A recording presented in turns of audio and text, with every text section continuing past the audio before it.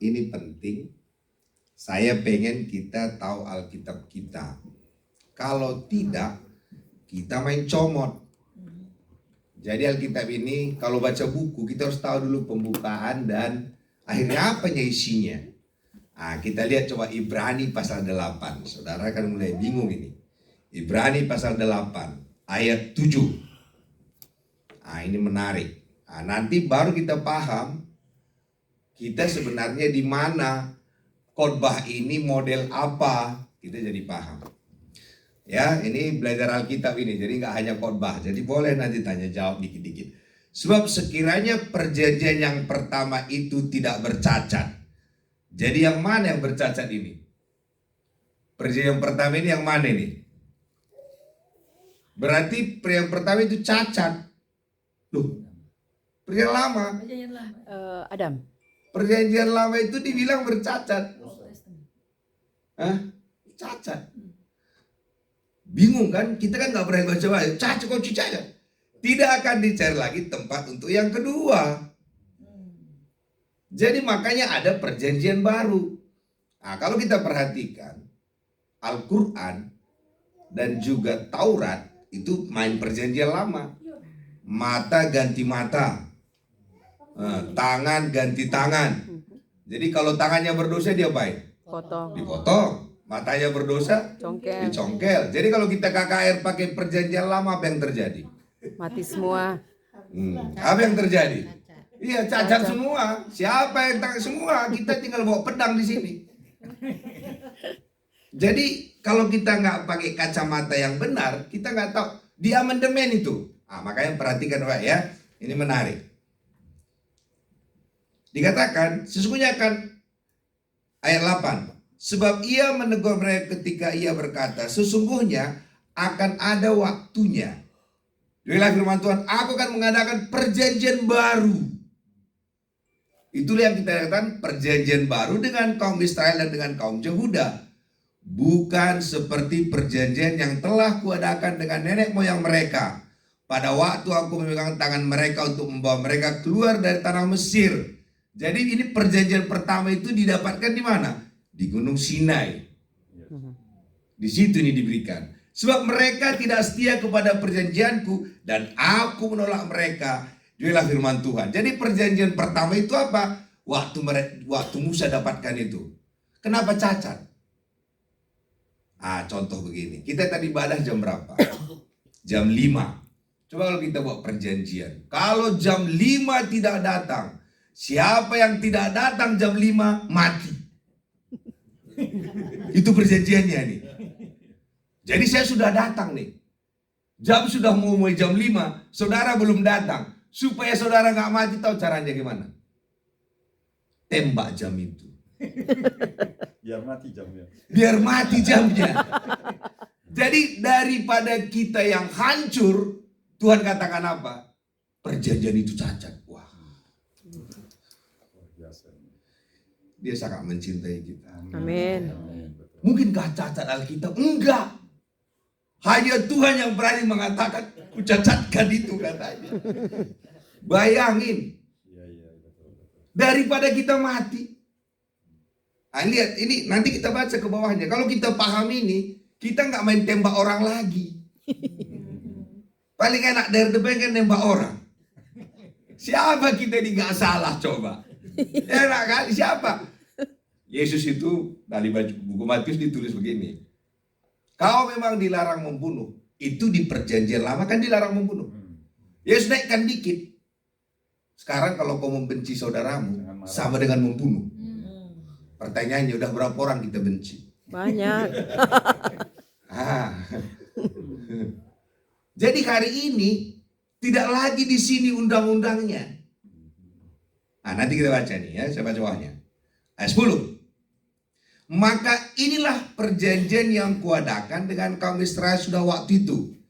Inilah firman Tuhan, aku akan menaruh hukumku dalam akal budi mereka dan menuliskannya dalam hati mereka. Maka aku akan menjadi Allah mereka dan mereka akan menjadi umatku. Sekarang di mana ditulis undang-undang itu? Di hati kita. Maka ada lagu, Jauh di lubuk hatiku masih tertulis. Nah, memang Alkitabiah itu. Karena yang bisa ditulis di hati.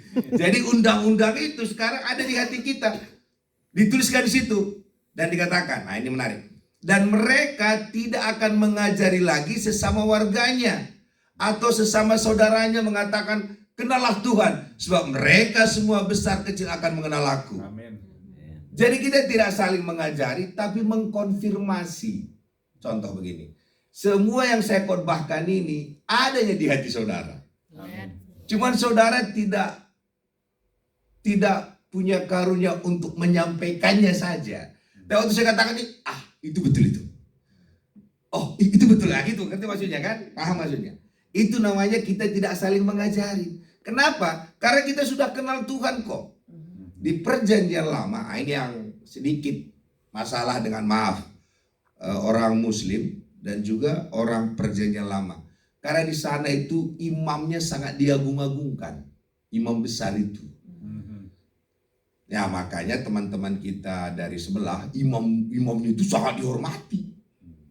Karena betul di perjanjian lama juga kalau imam besar imamnya diterima, orang Israel diterima. Imamnya ditolak, orang Israel ditolak. Berarti nasib orang itu tergantung siapa? Imam. Maka imam sangat dihormati. Tuhan rusak undang-undang ini. Dibuatnya kita jadi imam semua. Paham maksudnya? Udah selevel semua. Jadi dulu hanya orang-orang tertentu yang bisa datang kepada Tuhan. Sekarang kita semua jadi imam. Jadi kita nggak ada lagi dia lebih hebat. Nggak ada. Yesus dalam diri hati saya, dalam hati Pak Saifuddin, dalam hati semua. Selevel kok. Kecuali ada Yesus yang lebih hebat. Jesus Hernandez. Baru yang kedua, ini juga pengajaran yang berbahaya. Inilah zaman-zamannya Elia. Mana lebih hebat Elia daripada Yesus? Yesus dong. Kok Elia dibahas-bahas? Karena tidak paham. Ini zamannya Elia, zamannya nih. Aku ketawa, itu zaman Yesus. Yesus lebih hebat daripada mereka. Kok masih bangga dengan tapi karena nggak paham ini, dia ada pengurapan Elia. Yesus pencipta, pemilik jagat raya ini ada bersama dengan kita. Mau apa lagi sih? Coba kita lihat ayatnya. Mungkin saudara nggak tahu sehebat apa Yesus itu. Mungkin kita lupa gitu. Iya, lihat. Jadi jangan lagi mengatakan, lihat. Ada lebih hebat dari dia. Jangan lagi pengurapan ini. Ayat 16. Kolose 1 ayat 16. Nanti kita lanjut ke yang tadi ya. Karena di dalam Yesus telah diciptakan segala sesuatu. Amin. Yang ada di sorga dan yang ada di bumi. Amin. Jadi siapa yang ciptakan Elia? Ya Yesus. Baru kita bandingkan lagi Elia sama Yesus. Makanya sudah katakan Abraham melihat saya, dia berbahagia katanya. Orang Israel bingung, kok sehebat apa? Ini lagi sehebat apa dia? Yang kelihatan dan tidak kelihatan. Yang kelihatan itu pun Tuhan yang ciptakan. Yang tak kelihatan pun Tuhan yang ciptakan. Yang tak kelihatan boleh setan dan sebagainya. Atau juga rumah kita yang belum kelihatan, mobil kita yang belum kelihatan, dan semua yang tak kelihatan itu Tuhan ciptain. Amin. Selanjutnya, baik singgasana maupun kerajaan, baik pemerintah maupun penguasa, segala sesuatu diciptakan oleh Yesus dan untuk Yesus. Kurang hebat apa dia? Nggak ada. Makanya kalau dulu, ini karena nggak paham dulu, kalau kita jalan dulu itu kan, kurasakan setan. Nah ini dulu ini, saya kena dulu itu. Kau rasakan nggak setannya? Aku tak pernah ngerasain. Aku gak kurasain, aku bilang, berarti kau tidak rohani. Sehingga terpaksa lah aku berdoa, Tuhan, tak pernah kurasakan setan Tuhan. Karena itu aku pengen merasakan setan. Tahu apa yang terjadi? Tiap kali aku pergi ke sebuah kota, kalau saya tidur, setan akan datang, setan di kota itu. Dia akan cekek saya dan saya senang. Datang kawan itu, ya gitu senang. Karena semua orang ngerasain setan, saya enggak. Tapi saya enggak paham waktu itu. Sehingga setan cekek saya ketawa dalam mimpi. Keluar kau setan, dalam keluar dia. Baru mulai sombong. Khotbah hari Minggu. Saudara-saudara.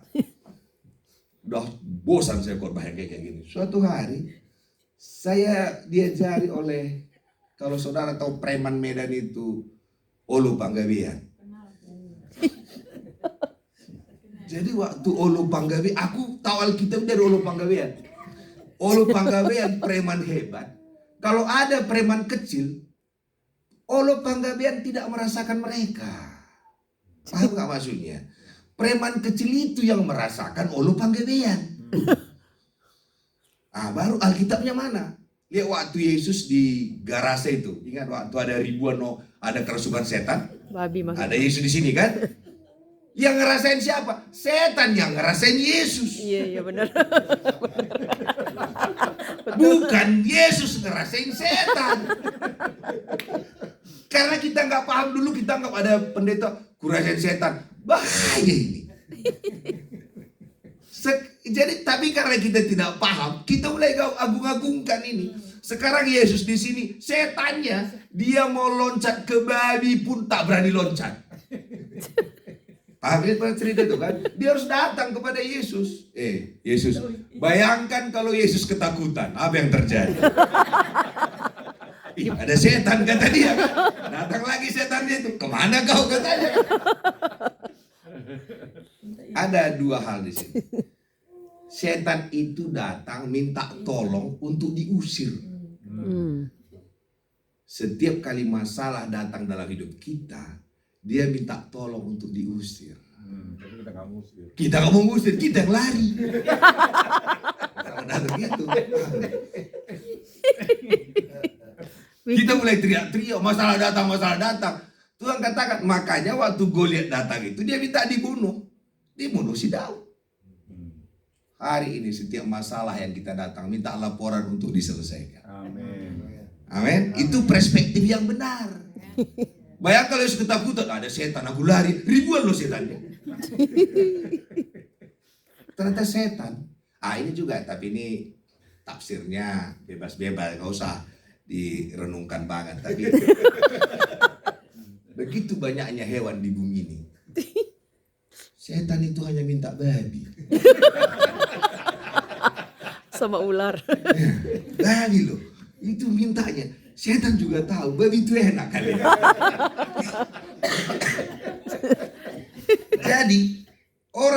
Jadi saya suka bilang setan itu suka sama babi, tapi tidak semua yang suka sama babi adalah Setan. Tapi sama-sama suka babi. Nah ini oke. Tapi setiap kali kita, baru yang luar biasa waktu setan itu mau ngerasukin babi itu, apa kata babi? Daripada kerasukan setan, lebih baik bunuh diri. Mereka kan loncat mati semua. Setiap kali kita makan babi, bersyukurlah. Kita nggak Karena loncat. setan menginginkan itu, tapi setan tak mendapatkannya. Jadi setiap kali makan babi itulah kemenangan yang luar biasa. Amin. Haleluya. Udah paham kan? Ini perspektif kita yang harus benar di kepala kita. Iya. Karena pengajar-pengajar kita pun tidak tahu juga apa yang dikorbankan. Iya, sama-sama kena tipu semua ke bawah.